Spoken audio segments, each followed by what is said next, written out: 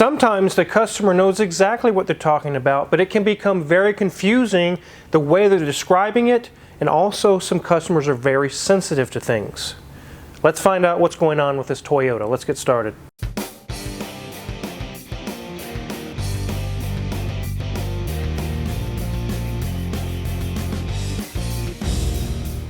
This is a 2009 Toyota Corolla with the 1.8 liter 4-cylinder in it.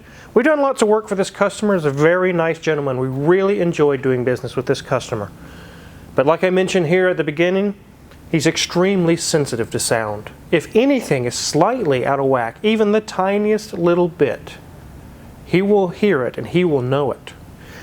Maybe he's got some sensitivities in his ears. You will see when we look in the engine bay that he's fighting a noise we were never able to find. But this time around he came in with some complaints. And at first glance you would say, this guy's he's hearing things. There's nothing wrong with this car. But if you really dive in, if you listen to the customer, we found exactly what's wrong and everything that will solve all the issues this customer has. It all makes sense if you just spend a little bit more time. I want to also show you today that in this scenario, if you're one of these people that are sensitive to sounds, or you frequently bring your car to the shop concerned something's wrong, which there's no problem with that, you also need to be careful and make sure you have a trusted shop.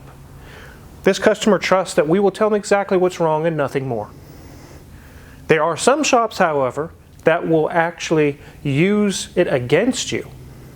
Oh yeah, you need an engine rebuild. Oh yeah, you got to have this and that and this and that. It's going to be $7,000. They could take advantage of you. So be careful. These are very simple vehicles. There's nothing extravagant or fancy about them. It's not a Lexus. It's not a BMW, but it is extremely reliable. It also has simple 16-inch wheels that look nice, but the tires are going to be way cheaper on a vehicle like this because they're smaller wheels. As we go down this side, you can see it's got a nice gold color. It's not dented, it's not beat up. This customer takes very good care of their Corolla. Other side is very nice as well. You could easily think that this thing has very low mileage on it. Let's talk about what's wrong with this car. But before we go too much further with this car, I need to stop a second and let you know about a great addition to my wardrobe. These boots are from Brunt. They saw a few videos ago I was having trouble with my feet, and they wanted to sponsor the channel and my well-being. They sent me a pair of these great Ullman boots that fit like a glove right out of the box. Back in the day, work boots got the reputation of being big, clunky things that felt like torture devices when working under a car all day. Not these Brunts. These boots are really comfortable. Brunt has shoes to meet any industry's needs, and they are built to last with double and even triple stitching. Plus, they are slip and oil resistant, a must around here. You really got to try their boots. I can't imagine it, but if you don't like them, they offer a risk-free trial. What's even better, they are affordable. They're giving $10 off your first purchase today with a risk-free trial by going to bruntworkwear.com/carwizard10. That's bruntworkwear.com/carwizard10 and use code carwizard10. That link is in the description. Now back to this Corolla. Now what are the complaints with this car? Number one is they were having issues with their heater. They believe the heat would get a little cool at times. They were feeling like maybe the heater was weak. We had some colder days. Number two, he's feeling a pulsation or something when he's going over bumps or hitting the brakes. He was curious if the brakes might need to be serviced. And also it feels a little rough. He mentioned the right front or right rear. He feels some sort of something like a hopping or pulsation going on. And the next complaint he has was that it did stall on him and a check engine light did come on, but then it went immediately back off. And it seems to start and run fine now, no issues. Now I went and road tested this vehicle, and you really don't feel anything, and the heater seems to work fine, and I'll show you what we did to solve that. But when I started digging deep, you really start to see this guy is onto something. But before we dive into that, Mrs. Wizard will give you a tour of the interior. She's going to show you the actual HVAC controls, and that was one of the things that helped me rule out being a computer operated system with electric actuators. Take it away, Mrs. Wizard. So I'm so glad you're with me today. This has 98,740 miles and it currently is 67 degrees here in the shop. So, whew, this car is barely broken in. I love the gauge cluster, super simple, just easy to read and nothing crazy or complicated. And again, got lots of little lights flashing and whatnot just to prove that they work. Go ahead and turn off our key, save the guy's battery. And here we are at the dash. Everything is in really nice shape. No marks, no blemishes. We have a taupe section on the top with more of an ivory section down below. Because this does not have an analog clock like so many other cars do, this person has added one, and I really like that feature. It's nice to know what time it is without having to search and push buttons on a radio or anything like that. So nice. And we have two nice air fresheners in there, and it does smell quite nice in here. As we move down, you'll see that we have very simple controls for our radio and our HVAC system. And let me go ahead and try this out. You'll hear it. You can hear that blend door going. You can also hear it here on the temperature. Yes, nothing digital there. It is all analog. And the power is off. You can see that the radio is not powered. This is all being done without any power to it. As we move down, you'll see we've got a very easy gear selector, got little coins and whatnot. Oh, I like your peppermint patties. But they are nice things stored in our cup holder. They do have a cute little cover for their armrest. The seats are in ivory cloth and they're in really good shape. Usually the camera picks up on anything that's, marked or, torn or anything like that. The camera really picks it up. And so you're not seeing it, I'm not seeing it either. It's looking really good in here. As we go to the door card, everything's looking great. All one color with a little bit of carpet down there just to add some more protection when you're getting in and out of the car. So this customer believes in staying protected. We've got our cover for our windshield, we've got some tissues, we've got a mask, we've got a little bit of foam, an umbrella. He is well protected in this car. If you want to travel with somebody, he's the guy you want to go with. But back seat's looking really good. Headliner in fabulous shape as well. And here we are at that steering wheel. Love the Toyota symbol in the center, and I love the lack of everything else. There's nothing else back here. There's no other buttons or anything behind there. It's just a simple steering wheel. I can see why this guy really likes this car and really wants to keep it in really good shape.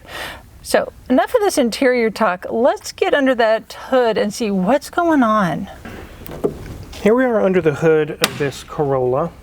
And I mentioned that he's very sensitive to sound. You can see that he's put some sort of insulation to cover up some noises he's hearing. We also see on the bottom of the hood there's lots of sound absorbing kind of a Dynamat type material. You see around the battery and around the fuse box there's lots of foam stuffed in there. Nothing here is dangerous. It's not on the exhaust manifold. It's not going to catch fire. If this is what makes the customer happy and they're comfortable with their car, I'm not going to mess with it. I'm not going to pull it out or anything like that. It is what it is. It's not causing these issues that he's having. So let's go ahead and talk about the heating issue. One thing that we found is in a previous service a long time ago, here or somewhere else, somehow maybe an air bubble was trapped in the engine block and it finally let loose. It's a small one and it went into the heater core. We were able to burp that out, add some coolant.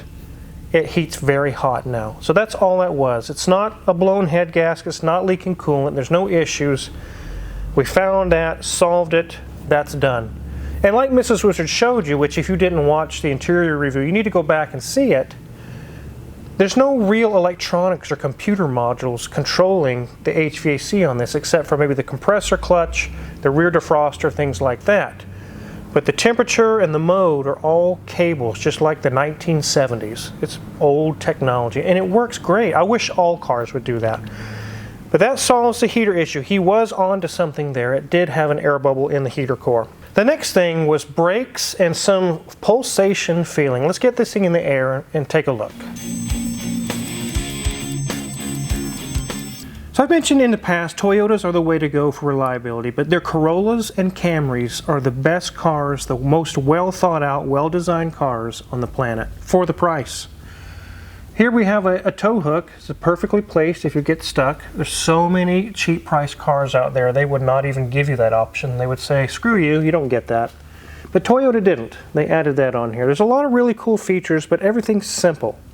It's not complicated. It's not electromagnetic gizmo garbage stuff. It's just basic manual controls.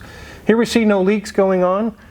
The transmission and the engine are dry on the oil pans. We see no radiator leaks or anything like that going on. Let's go ahead and check his brakes. He mentioned some issues with brakes. And they're about 20-30% remaining on the pads, but I do see this very deep ridge. I can feel it with my finger there. You can actually kind of see it right there. It's very deep. What can happen on these is the pads get worn enough and then the rotor get worn enough that that ridge can actually touch the metal part of the pad. It can make some weird feelings, some weird sounds. Very likely a set of pads and a resurface of the rotors will take care of that problem completely for the customer. So he is definitely feeling or hearing something there. I can see it. Let's go ahead and check the other side. Same situation on the brakes and the pads. CV boots are good, sway bar links are good. Everything looks good there. Here's our catalytic converter and resonator and everything coming down through here. Everything's stock and intact, no damage there. Make our way to the back. There's our fuel tank. Luckily nothing's leaking there. That would be very dangerous. Here's our beam axle in the back. Just a solid beam. Again, very simple but dead reliable. Nothing complicated. So in a recent video we did with a Buick, we had it in the air and I showed you the charcoal canister was very foolishly placed, or not very well thought out. It was hanging right about in here and it was actually at the level or below the level of the axle where something could come along and just hit it. But Toyota doesn't think that way. They think very smart. They place this one up, tucked away, higher than the rear axle. It would be very, very difficult to hit this thing with a box in the road or a piece of wood. It would hit this first and miss the canister. So it's very well thought out here as well. Also, unlike some Fords and other vehicles where you have to drop the axle or drop the gas tank or major teardown to get to the canister if it's bad, this one's right here. I mean, it's just like an apple ready to be plucked. It's very easy to work on. Now we take a look at the rear axle here, and the customer was feeling at the rear right or the front right, some sort of pulsation feeling. And what we've seen so far, we can say, oh, this guy's just hearing things. He's just feeling things. There's probably nothing wrong. But you really need to listen to some people. Here our shock or strut looks nice. It has drum brakes, again, very simple on these cars in the rear. But when we go to the other side, the rear right, which the customer said they thought they felt something, our strut is blown out. The oil, you can see the shiny oil up here, it's dripping all down this strut. It's collecting dirt even. Look at that, guys. So he was onto something. He really did feel something. He really did hear something. And we found out what it is. So let's get this thing on the ground. Now, if one strut in the rear is blown out, you don't ever do just the one, because you know the other side is right behind it. Probably within 6 months or less, it will be blown out. And the customer will be coming in saying, I thought we had this solved. So we do both. One is blown, but we will do both. And that will be sure the customer can leave here happy and not even have to think about that again. Now, there's one last thing. The customer said that it stalled and the check engine light came on and then it went right back off. We have started it probably 20 times. It starts, it runs, it gives no trouble. So again, it's easy to say, this guy's just hearing things. It probably didn't even have an issue. But when I pulled the scan tool out, let's show you what we found. So I got my Atari Lynx plugged into the car here. No, guys, I'm just kidding. It's not an Atari Lynx. You guys remember those? I do. I grew up and I remember when they came out. They're amazing. This is my Creeder Professional CRP 123. I call it the crap 123, but it's actually not crap. It's actually very good. I've been using this thing for over a decade. It's never failed or caused me any issues. It's from launch. It's actually in our Amazon affiliate link in the description below. We got these for sale there. So it says there is a code, an error code. Let's go check it out. Ignition coil B primary secondary circuit on PO352 means cylinder number 2. So this thing's getting to 100,000 miles. It's getting time to almost where it needs coils and plugs. I typed in that code that it showed, and there's over 700 instances of it's just time for coils and plugs. It's all it is. And I actually went to order them, get a price together for the customer and my supplier, where I normally expected to see maybe 20 in stock or 30 in stock. There's over 1,000 coils in stock. That means that these, when they get to a certain age, it's time to do them. You don't just do just the one. You do all 4 plugs, all 4 coils. So let's remove the cover here. We can see all the coils are easy to get to. The customer does have this foam here, but number 2 was the one showing the problem, but they're all original from new. So it's just time for coils and plugs is all it is. They're acting up and causing trouble. It would have been very easy to just clear the code on here. It may not act up again for quite a while. And the issues he has are not safety concerns. You could keep driving and it probably wouldn't hurt anything. But he brought valid complaints to us. He wants some valid answers. We will give him those answers and what it will take to solve his complaints. He can choose whether he wants to put out the money to fix those items or not. We're still waiting on the verdict on that. But it won't be a ton of money. He can solve all these issues and have peace of mind. And they really are valid complaints. I've learned with this customer, and I have several others like this, they're extremely sensitive. It's not that they're being retentive jerks or something like that and they're just hearing things or purposely trying to find things wrong. They're just very sensitive and they can really sense when something's not right. And just I showed you in this video today, he definitely was on to something. These items that we showed you today are all wear items. It's normal for brakes to wear out, struts to go out, coils and plugs for a tune-up. It comes time to finally do those. None of these are major flaws or issues. They're normal wear items that at 100,000 miles, you can expect to possibly see some of these arising needing to be replaced. But this customer is doing the right thing, as opposed to the wrong thing is waiting till it physically won't move anymore to finally take it to the shop and then get pissed off when the estimate's so high because you've skipped over all these for so long. He's doing it in bits. Something's acting up. Let's fix it now. It's not going to be $6 or $8 grand. It's going to be way, way cheaper. I can get back on the road and just keep cruising and keep this thing maintained.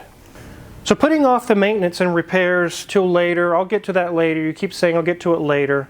It eventually gets to the point where, like on the rotors on this, since this customer's catching it at the right time, we're able to resurface them on our BenPack Ranger Products brake lathe. It saves the customer some money, but if you just keep putting it off until the rotors are grooved deeply or really worn, then you can't resurface them and you have to replace them. But you can keep it going a lot longer if you just go ahead and get it in and get maintenance. So if you're curious what kind of tools we're going to use, kind of like the CRP 123 little scan tool that we have there, we have tons of tools that we use in the shop listed for sale in our Amazon affiliates link in the description below. If you purchase anything there, we get a small cut and really appreciate it. A lot of great gift ideas there. And make sure to hit the subscribe button because there's many more cool cars to come. Thanks for watching.